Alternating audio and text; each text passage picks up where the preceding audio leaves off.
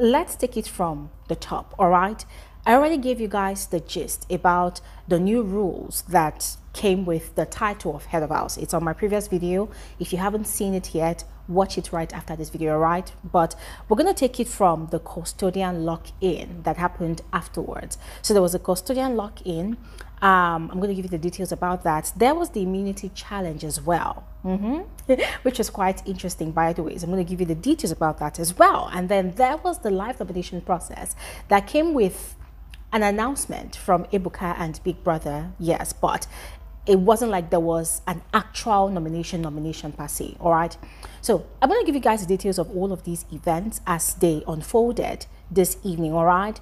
But on the flip side, I kind of have my reservations about these many activities, about immunity. Because frankly speaking, when Big Brother announced that the head of house title no longer comes with immunity or the veto power to save and replace, I was quite excited because I was kind of hoping that the title of custodians will be the only title now that carries immunity. Yes, I had seen in the organizer's schedule for the first 2 days of the season that there was going to be an immunity challenge, yes, and I was kind of looking forward to seeing how it was going to be played out, yes, you know, what shape or form is this new challenge going to take. But I was kind of not really satisfied. I wasn't really disappointed, but I wasn't really satisfied. Why? Because the immunity challenge just simply looked like the head of house challenge that the housemates would normally do. I mean, don't get me wrong. Don't quote me wrong anyway. I actually genuinely liked the way the HOH ballot system went today. I liked it, especially because it was quite easy, you know, very just straight to the point. Yes, it was quite straight to the point. It wasn't really time consuming as the usual head of house challenge. Yes, so I liked it, and also because it was quite different. It was refreshing to see something new and different, you know, in this new season. However, I did not really expect to see a head of house challenge disguised as an immunity challenge. You guys, I don't know if you get what I mean. And then I was also thinking, like, why should two pairs gain immunity, you know, for the week? Why should two pairs? But then I am hopeful.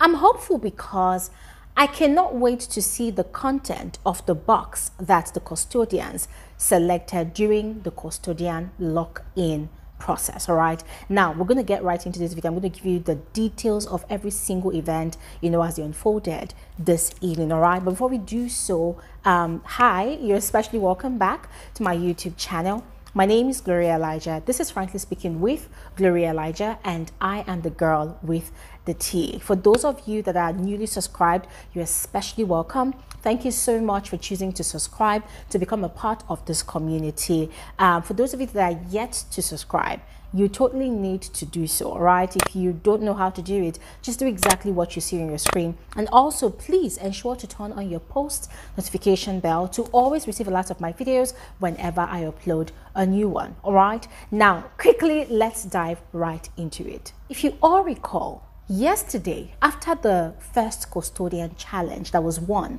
by the Ndi Nne pair, Biggie had actually given them a huge transparent box that contained 3 little transparent boxes that had within them colorful scrolls, like 3 different colored scrolls inside. Yes, I think there was blue, there was white, and then there was another color. I can't remember the other color. Now, Big Brother had instructed them to place that box on a pedestal in the lounge and await for that instructions. Well, the instructions that they received was what was given to them during the custodian lock-in that happened earlier this evening. So Biggie had instructed them to pick one of the tiny little box of the 3 boxes within the bigger box. Yes, and they had, you know, quite enthusiastically, you know, agreed that we're going to pick a box. But then Big Brother had to tell them to pause, you know, to give them further information about the decision they were about to make. Now, according to Big Brother, if they agreed, you know, to carry on with the task, they would retain their title as the custodians and all the perks that comes with it, which is what they're about to do now, and also the immunity that they both have from nominations for possible eviction this week. But if they refuse, then they would have to forfeit the title as well as the immunity, and then they would have to choose a new pair to take on the role of custodian for this new week. Now, all this is in the light of not even knowing the content of the box that they will pick.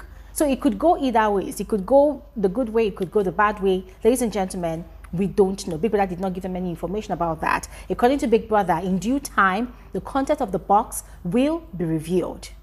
So the niece and the aunt, they had to make a quick decision, and then they stuck with their initial response to Big Brother, which was that they will go ahead and take on the task, which they did. So they had gone ahead to pick the box that contained the white scroll. Yes. Now, Big Brother had further instructed them to remove the other two boxes from the box and then place only the box that they had picked, had chosen, inside that box, lock it back, and then place it back at the same location where he had instructed them to keep it yesterday evening. Now, the moment they were done, guys, I was restless. My mind was restless. My mind was going on a million trips at the same time, because I just kept on, guys, I was imagining, I was visualizing multiple scenarios at the same time. That what if the scroll contained an automatic eviction for a pair?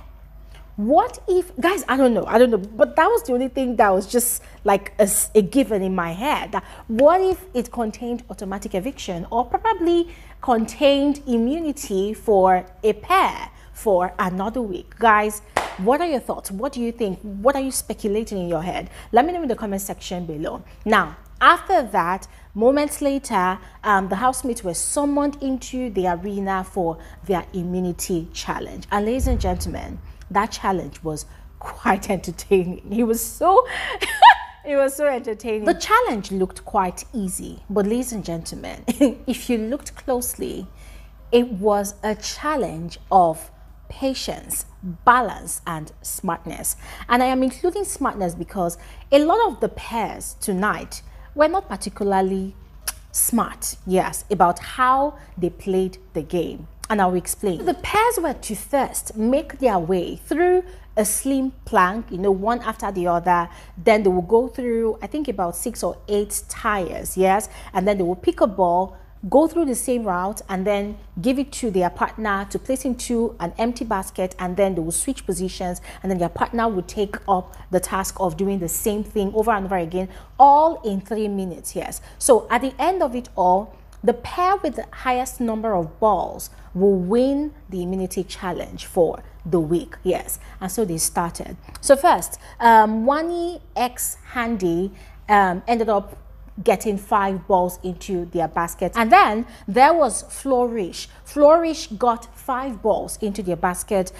Aces got 6 balls into their basket. Chatoria got 5 balls into their basket, but it was not an easy ride for them. Now, Victoria started walking on that plank like she was on a runway. And initially I was looking at this one like, girl, don't you understand that people have only 3 minutes, to get as much balls as you could into your empty basket? What are you doing? So she was sort of catwalking, but then Sean took up the plank after her, and then he put up some speed, and then when she saw how he was doing it, she tried to, you know, pick up her pace, but then she ended up falling really badly, you know, on the floor, and I think she actually bruised herself. We're not allowed to see it anyways, but the exclamations from the housemates told us everything that we needed to hear. I felt really bad for her. At some point, I regretted, you know, thinking out loud why she was literally catwalking on the plank, yeah. But anyways, they got 5 balls into their basket, and then the Radicals got 5 balls into their basket. Nalita got I think 5 balls into their basket. Beta got 7 balls into their basket. Checkers got 5 balls into their basket, and then Zinwe got only 3 balls into their basket. And it was curtsy or no curtsy to Chinwe. Ladies and gentlemen, listen, yeah, I don't even know how to say this without sounding crazy, but I didn't know if I should feel sorry for Chinwe or what, but everything she carried front and back was a huge, massive restriction to that challenge.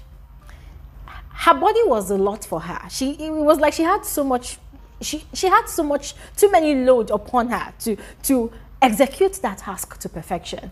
And even looking at Zion's face, you could tell that the guy was looking like he wanted to laugh, or I don't even know, I couldn't really read his expression, because it felt like he wanted to laugh. At the same time, I felt like the guy just knew that, okay, they failed. Guys, Chinwe was literally walking, you know, slowly, and she just could not carry her body weight, you know, the boobs, everything, front and back. It was just too much.